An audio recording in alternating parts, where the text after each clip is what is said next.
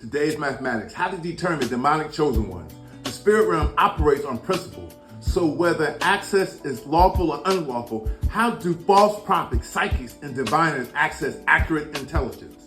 Let's talk about this. Have you ever wondered how a false prophet, a real prophet, is under the government of a false god? False spirits, psychics, and diviners can sometimes speak with accuracy. Don't confuse their accuracy to be a sign that God has sent them. Employment is not the evidence of endorsement. And one of the most profound questions I've been asked is, why doesn't God blind them spiritually? Why doesn't God remove their ability to see or to know? First, we have to understand that the spirit realm operates on principles. So whether access is lawful or unlawful, divine revelation comes from God alone. But intelligence can be stolen. It can be manipulated. It can be intercepted. If we look at Daniel's chapter 10 and 13, we see angelic conflict in the realm of the spirit over revelation. And just as angels fight to bring divine messages, there are demonic forces or demonic angels that intercept, distort, and distribute corrupted versions of the truth, or distributed accurate versions of the truth with corrupted means and objectives or agenda. Chapter 6 of Ephesians reminds us that principalities and rulers of darkness operate in unseen realms. These entities observe and gather intelligence and exploit patterns to mimic divine insight.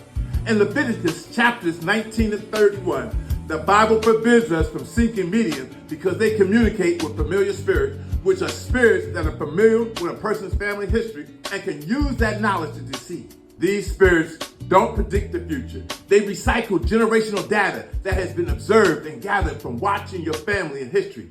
And then they whisper what has already been observed. This psychic is not reading your destiny. They're reading your history. Spirits attached to bloodlines and territories, regions, and groups of people archive information, then feed it to their counterfeit agents. The law of agreement in Matthew chapters 18 and 19 is a principle. Even in deception, words and belief can create access points for demonic and satanic forces. A false prophet doesn't need divine insight.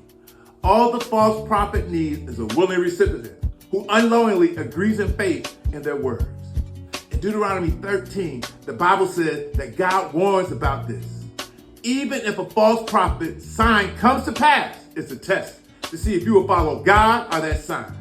I want you all to sit with that a false prophet had an accurate sign and God said it's a test to see if we are more governed by the signs or we're governed by God.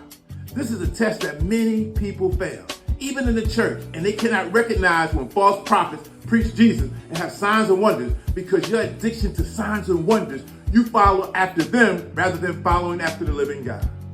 If this message stirs something within you, don't let it fade away. Show your support by liking, following, and sharing.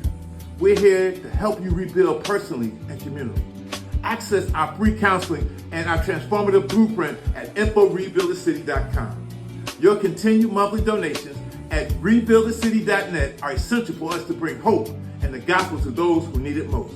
We are deeply grateful for your generosity. Let's rebuild the city. Ashe.